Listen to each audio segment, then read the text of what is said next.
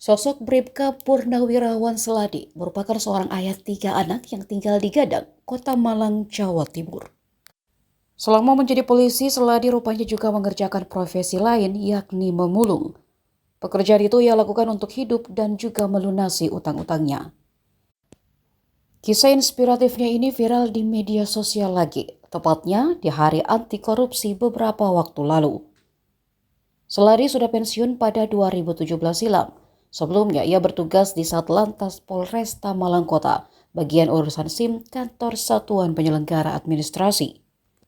Setelah pensiun, Seladi masih tetap mengumpulkan dan memilah sampah di XTPA Lowokdoro untuk dijual. Selama kerja 16 tahun, Seladi akui kerap hendak disogok dari berbagai pihak. Tapi ia menolak lantaran ingin hidup mencari rezeki yang halal. Meskipun dirinya memiliki utang pada tetangga, Seladi menjunjung tinggi pencarian rezeki yang halal untuk melunasi hutangnya. Seladi yang juga pernah mendapatkan penghargaan dari Kapolri Jenderal Tito Karnavian itu mengatakan dirinya tidak malu menjadi pemulung.